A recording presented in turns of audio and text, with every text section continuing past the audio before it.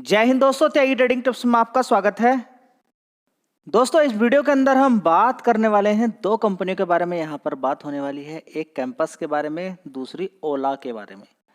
दोनों ने आज की डेट की अगर बात करते हैं, मॉर्निंग की अगर बात करते हैं, जबरदस्त पैसा बना के दिया। सुबह मॉर्निंग के अंदर लगा लोगों को कि जीएसटी के अंदर कुछ अच्छा ही देखने को मिला होगा, लेकिन कुछ लोग जब गिरावट हो गई तो लोगों को कन्फ्यूज़न पैदा हो गया कि जीएसटी के अंदर कुछ ना कुछ तो गड़बड़ हुई है, जिसकी वजह से शेयर गिरावट में चले गए हैं।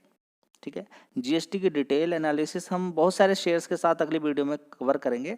फिलहाल देखिए, एक हिंट मैं आपको दे देता हूँ, थोड़ी जानकारी दे देता हूँ कि जीएसटी के अंदर क्या क्या चीज़ हुई। सबसे पहले जो जीएसटी के अंदर बदलाव हुआ है, कब से स्टार्ट हो जाएगा? 22 सितंबर से। ठीक है, और साथ ही अगर देखें तो 5 स्लैब होते थे, अब सिर्फ 2 स्लैब रह जाएंगे।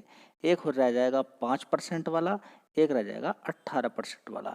एक लग्जरी आइटम का है, उसको छोड़ दीजिए क्योंकि वहाँ तक पहुँच नहीं रहती है। 40% रहेगा। टोबैको, अल्कोहल, वो दूसरी चीज़ें उनको छोड़ दीजिए, वहाँ पर छोड़ दीजिए। वो एक बड़ा ही लग्जरी, वहाँ तक कोई पहुँच नहीं पाता, वहाँ तक का छोड़ दीजिए। ठीक है, 40% वालों को अभी हम साथ में यहाँ पर नहीं रखते हैं। वो लग्जरी आइटम है, बहुत महंगी महंगी गाड़ियां होंगी, वो 40% के स्लैब में जाएंगी। काफ़ी सारी चीज़ें यहाँ पर चेंज हुई हैं, उनके बारे में डिटेल एनालिसिस करेंगे। लेकिन सबसे पहले समझना यहाँ पर बहुत ज़्यादा ज़रूरी है कि कैंपस और ओला के अंदर क्या कुछ जीएसटी की वजह से गिरावट हुई है या नॉर्मल ऐसे ही गिरावट हुई है। हुआ क्या होगा? देखिए, अलग अलग काफ़ी सारी चीज़ें हैं, अलग अलग सेक्टर पे है, अलग अलग चीज़ें हैं जिन पर लगा है, वो नेक्स्ट वीडियो में कवर करेंगे। फिलहाल कैंपस के बारे में यहाँ पर हम देखते हैं। कैंपस यानी कि शूज़ पर, फुटवियर पर क्या टैक्स लगा है? क्या टैक्स लगा है अभी इस समय फिलहाल की बात करें तो देखिए, सबसे पहले आप समझिए कि 2500 रुपये तक का कोई भी शूज खरीदते हैं, 2500 रुपये का, 2500 रुपये तक का 5% का जीएसटी लगेगा। कितना? 5% का। 2500 रुपये से ऊपर का कोई शूज खरीदते हैं, उस पर लगेगा 18% का जीएसटी। क्या समझ में आया जी? कैंपस का शूज तो हम भी पहनते हैं, हमने 4000 का भी पहना है, हमने 5000 का भी पहना है, और हम तो 2500 रुपये से ज़्यादा का ही लेते हैं। हो सकता है कि बहुत सारे लोग 2500 रुपये से ऊपर का ही शूज पहनते हो। ज़्यादातर देखिए, पैसे की कोई कमी नहीं है इंडिया के अंदर। आप समझ, सबसे पहले आप देखिए कि 7-8 हज़ार कंपनियां तो लिस्टेड ही हैं। इतनी सारी कंपनियां हैं स्टॉक मार्केट के अंदर, और साथ ही आप देखेंगे कितने एम्प्लॉय हैं। सरकारी एम्प्लॉय की बात करें या फिर प्राइवेट एम्प्लॉय की बात करें, जिनकी सैलरी कितनी कितनी ज़्यादा होती है। कितने सारे बैंक होंगे, उनके बैंक मैनेजर होंगे, क्लर्क होंगे, अलग अलग लोगों की अलग अलग सैलरी होती है। किसी की 40,000 सैलरी, किसी की 30,000 सैलरी है, उसको ये 5,000 वाला सूट चाहिए। ठीक है, तो खेल यहाँ पर ये हुआ है, खेल यहाँ पर क्या हुआ है? ये हुआ है कि जो 12% वाला स्लैब था और जो 28% वाला स्लैब था, तो इनको ऐसा लग रहा था कि ये जो सारा कुछ 5% के अंतर्गत ही आ जाएगा, या फिर ये इस वजह से नाराज हो गए, जो 2500 का रखा गया है हाई 5% स्लैब, इनको ये नहीं मतलब है कि 5% का जीएसटी देना है। अच्छी बात है, पहले 12% तक का देना पड़ता था, 1000 के ऊपर वाला 12% देना पड़ता था, 18% देना पड़ता था 1000 के ऊपर वाले शूज पर। अभी कितना है? इसकी रेंज बढ़ा दी गई है और इसको कर दिया गया है 2500 रुपये, और 2500 रुपये से नीचे वाले शूज पे 5% का जीएसटी देना पड़ेगा। तो इनको ऐसा लग रहा था कि जीएसटी 5% ही रहेगा, कोई सा भी शूज खरीदें, कोई सा भी शूज खरीदें। दोस्तों, सरकार को ऐसा लगता है कि 2500 से ऊपर वाला अगर कोई शूज पहन रहा है तो मतलब वो पैसे वाला है, 2500 से ऊपर का। तो मुझे भी ऐसा लगता है कि ये शूज वाला 2500 जो किया है, इसको 4000 रुपये या 5000 रुपये तक कर देते तो थोड़ा सा अच्छा था। लेकिन अब सरकार को भी पैसा चाहिए, सरकार को भी पैसा चाहिए। लेकिन हाँ, ये है, जो पहले 1000 रुपये का था उस पर 18,000 रुपये से ऊपर वाले पर 18% जीएसटी लगता था, ये थोड़ा सा अच्छा हो गया, इसमें 1500 रुपये और जुड़ गया। ये तो कोई गलत नहीं है, लेकिन एक उम्मीद तो उम्मीद रहती है, एक उम्मीद तो उम्मीद रहती है। जब उम्मीद टूटती है तो बड़ी दिक्कत परेशानी होती है।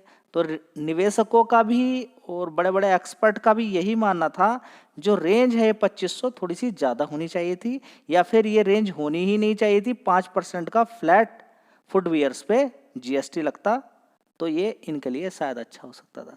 ठीक है, अब देखिए नियम तो नियम है, अब देखते हैं ये सही रहा या गलत रहा। फिलहाल जिसकी वजह से गिरावट हुई है, एक तो कारण हो गया ये। दूसरा कारण ये, कोई चीज़ है अगर वो आ जाती है, कोई चीज़ छिपी हुई है, अगर वो बाहर जब तक नहीं आती है तब तक सीक्रेट रहता है, जैसे ही आई वह खेल खत्म हो जाता है, जैसे ही आई खेल खत्म हो जाता है। क्योंकि इस शेयर ने देखिए 1 महीने के अगर चार्ट पैटर्न देखते हैं तो अभी हाल फिलहाल में इसने तेजी दिखाई थी और ज़बरदस्त इसने पैसा बना के दिया था, लगभग 6% का रिटर्न।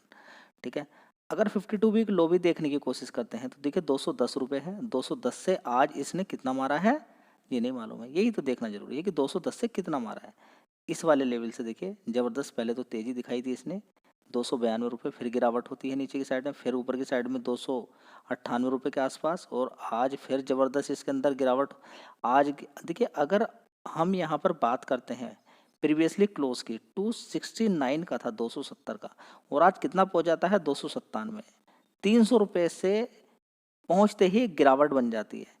तो लोगों के माइंड में ये भी हो सकता है कि हाँ अब यहाँ पर इस लेवल से गिरावट हो सकती है, क्योंकि कई बार ये इसी लेवल से नीचे गिरा है। ये तो एक टेम्परेरी रीजन हो गया, इसको हम यहाँ पर कंसीडर नहीं करते। कंसीडर यही है कि 52 वीक लो कितना था 210, और ऊपर की साइड में इसने कितना मार दिया 300 रुपये कम से कम मार दिया, तो प्रॉफिट बुकिंग एक प्रकार की बन सकती है। अभी हाल फिलहाल में जो तेजी बनी है उसकी वजह से भी प्रॉफिट बुकिंग आ जाती है, क्योंकि आज सुबह मॉर्निंग के अंदर ही 7-8% की तेजी इसके अंदर देखने को मिल रही थी। ठीक है, तो अचानक इतनी बड़ी अगर तेजी आ जाती है तो लोगों के पास रहता है, उसको बेचना शुरू कर देते हैं।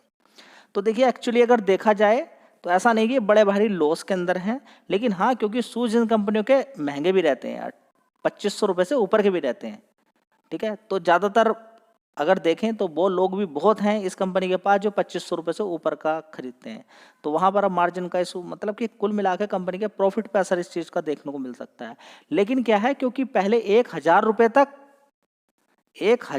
तक कंपनी को 5% था। ठीक है, उसके ऊपर कंपनी को कितना देना पड़ता था, 18% तक देना पड़ता था। कितना, 18% देना पड़ता था। तो अब ये 2500 कर दिया, ये एक बेनिफिट हो गया, ये एक अच्छी बात हो गई। चलिए दोस्तों, नेक्स्ट शेयर होगा ओला इलेक्ट्रिक मोबिलिटी लिमिटेड। इसके अंदर क्या करें, क्यों गिरावट हो गई 6% की। सबसे पहले आप देखें कि 9-10% की कल तेजी बनी थी, आज भी अगर देखें तो हाई कितना मारा है इसने ऊपर की साइड में, आप देख सकते हैं 71%। कितना, 71, 71% नहीं बोलेंगे, 71 रुपीज़ के आसपास आज भी गया था। कल की क्लोजिंग देखें 68 रुपीज़ के आसपास की है। सबसे पहले आपको देखना जरूरी है कि पाँच दिन के अंदर देखेंगे 13% की तेजी है, और 1 महीने के अंदर ये 57% ऑलरेडी भाग चुका है। इस गिरावट के बाद की बात मैं कर रहा हूँ, ये गिरावट से ऊपर देखें तो कम से कम 60% से ज़्यादा की तेजी है।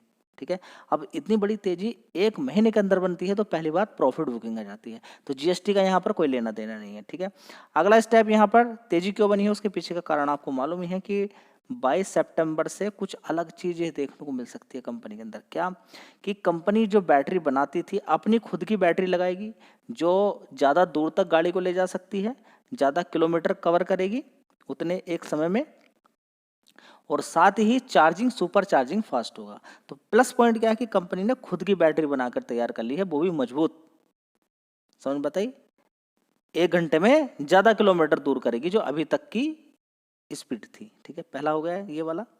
ठीक है, दूसरा यहाँ पर क्या क्या चीज़ें देखने को मिली है कि अभी कंपनी ने अपनी जो सेल्स दिखाई हैं वो सेल्स दिखा दी हैं सेकंड नंबर पे सेल्स कंपनी की आ गई, एथर को पीछे छोड़ दिया है। यहाँ पर अगर देखें बजाज ऑटो की बात करते हैं तो बजाज ऑटो के अगर सेल्स उतनी अच्छी नहीं हो पाई है, उसके पीछे का कारण ये था कि कंपनी के अंदर इशू था कि उसको मैग्नेट नहीं मिल पा रही थी। ठीक है, विदेशों से आती है, चाइना वगैरह से और दूसरी कंट्रीज से हम इंडिया के अंदर इंपोर्ट करते हैं, लेकिन क्या था कि अभी चाइना ने हाल फिलहाल में रिस्ट्रिक्शंस लगा के रखा, जिसकी वजह से अर्थ देखेंगे रेयर अर्थ मैग्नेट्स जो होती है उसका क्या हो गया, डिफिशियंसी हो गई, कमी आ गई है। ठीक है, तो ओवरऑल मिला के देखेंगे उसकी वजह से बात करें तो बजाज ऑटो के रिजल्ट्स अच्छे नहीं आए, सेल्स अच्छी नहीं हुई, जिसकी वजह से यहाँ पर चीज़ें देखने को मिली, तो इस कंपनी को फ़ायदा होता हुआ यहाँ पर नजर आया इन सारी चीज़ों के बाद।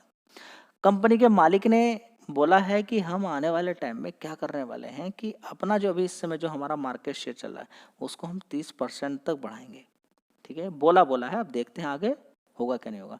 तो 22 सितंबर से बड़ा खेल होने वाला है। जो स्कूटर्स आने वाले हैं वो इनकी ही बैटरी रहेगी।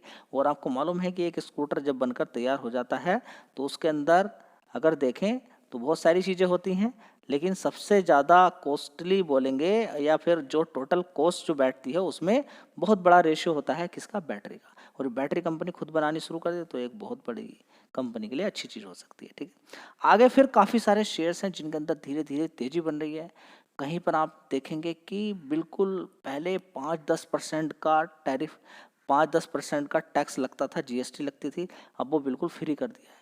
ऑटो सेक्टर के अंदर बड़ा कन्फ्यूजन देखने को मिला, नेक्स्ट वीडियो में कवर करेंगे कि ऑटो सेक्टर के अंदर कुछ शेयर के अंदर तेजी, कुछ के अंदर गिरावट, क्यों ऐसा देखने को मिला। फिलहाल बात करें जीएसटी की, बात करते हैं तो 5% का जीएसटी है। उम्मीद इनको भी यही थी कि इसको जीरो कर दिया जाए तो अच्छी बात रहेगी इलेक्ट्रिक व्हीकल पे, लेकिन इलेक्ट्रिक व्हीकल अब काफ़ी दौड़ने लगे हैं। देखिए बिल्कुल, देखिए अब इतना कम किया है, 12% वाला भी किसके अंतर आ गया, 5% के अंदर, 28% वाला 18 के अंदर आया है। तो काफ़ी बड़ी छूट यहाँ पर देखने को मिली है, लेकिन 5 और 18 ये एक बहुत बड़ा गैप भी है, आप ये भी इस चीज़ को भी समझेंगे। लेकिन 5% में बहुत सारी चीज़ें आज से आ चुकी हैं। इससे एक चीज़ होगा, देश की इकोनॉमी बढ़ेगी, लोग ज़्यादा से ज़्यादा माल आसानी से खरीद पाएंगे। सारी चीज़ों पे यहाँ पर आप देखेंगे जो खाने पीने की जो मेन चीज़ें हैं उन पर बहुत ज़्यादा टैक्स कम किया गया, 5% किया गया है या फिर फ्री कर दिया गया है। नेक्स्ट वीडियो में उसको भी कवर करेंगे। तब तक के लिए जय हिंद, वंदे मातरम।